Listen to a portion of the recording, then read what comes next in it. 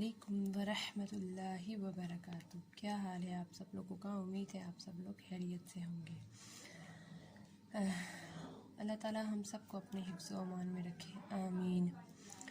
جی، ہم نے اپنی پچھلی کلاس میں حروف تہجی پڑھے تھے، ان کو میں نے آپ کو ریپیٹ بھی کروایا تھا۔ آج کی کلاس میں جو حروف رہ گئے ہیں ہم ان کو سٹارٹ کریں گے اور ان کے مخارج بھی پڑھیں گے۔ تو چلیں ہم اپنی کلاس سٹارٹ کر لیتے ہیں۔ اعوذ باللہ من الشیطان الرجیم، بسم اللہ الرحمن الرحیم،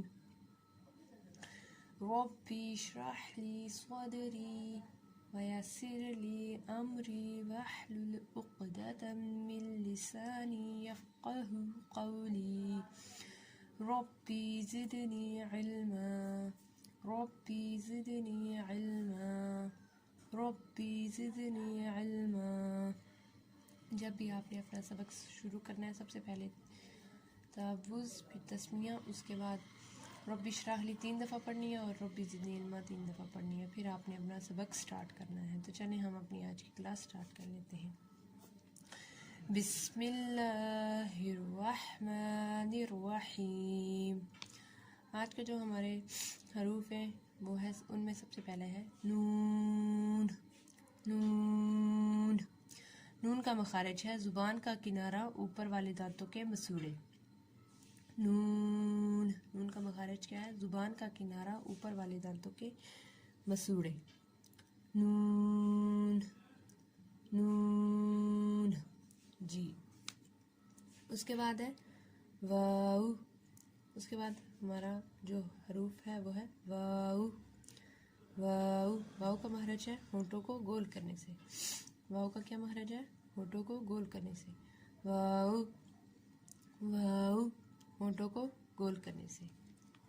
اس کے بعد ہے ہاں۔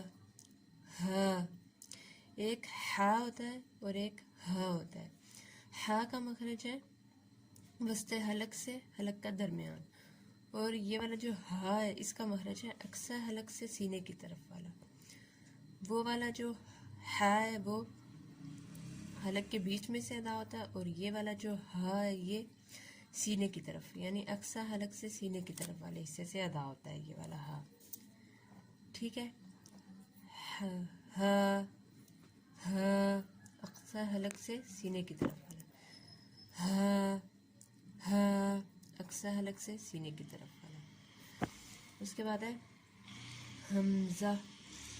حمزہ حمزہ ہا اور حمزہ اس کا مخرج ایک ہی ہے۔ ہا اقصی حلق سے سینے کی طرف والے حصے سے ادا ہوتا ہے، اور یہ جو حمزہ ہے یہ بھی اقصی حلق سے سینے کی طرف والے حصے سے ادا ہوتا ہے۔ حمزہ حمزہ حمزہ کا مخرج ہے اقصی حلق سے سینے کی طرف والا۔ یا یا کا مخرج ہے وسط زبان اور بالمقابل تالو۔ یا وسط زبان اور بالمقابل تالو۔ اس کے بعد ہے یا، یہ دونوں یا ایک ہی ہیں اور ان کا مخرج بھی ایک ہی ہے۔ یا وسط زبان اور بالمقابل تالو، اور یا وسط زبان اور بالمقابل تالو۔ جی، ان مخارج کو بھی آپ نے اچھے سے ان کی پریکٹس کر لینی ہے۔ جب تک آپ پریکٹس نہیں کریں گے یہ آپ کو اچھے سے یاد نہیں ہوں گے۔ اور آج جو ہے وہ ہمارا مخارج کا لیسن جو ہے وہ کمپلیٹ ہو چکا ہے، حروف تہجی کا لیسن اور ان کے مخارج، یہ ہمارا لیسن آج کمپلیٹ ہو چکا ہے۔ انشاءاللہ نیکسٹ کلاس میں آپ کو جو ان سے آگے بتاؤں گی کہ ان میں موٹے حروف کون سے ہوتے ہیں، نرم حروف کون سے ہوتے ہیں، سیٹی والے حروف کون سے ہوتے ہیں، اور حروف قلقلہ حروف اور حروف ہلکی۔ انشاءاللہ یہ آپ کو میں نیکسٹ کلاس میں سارے بتاؤں گی۔ تو ٹھیک ہے، پھر انشاءاللہ نیکسٹ کلاس میں ملتے ہیں۔ السلام علیکم ورحمۃ اللہ وبرکاتہ۔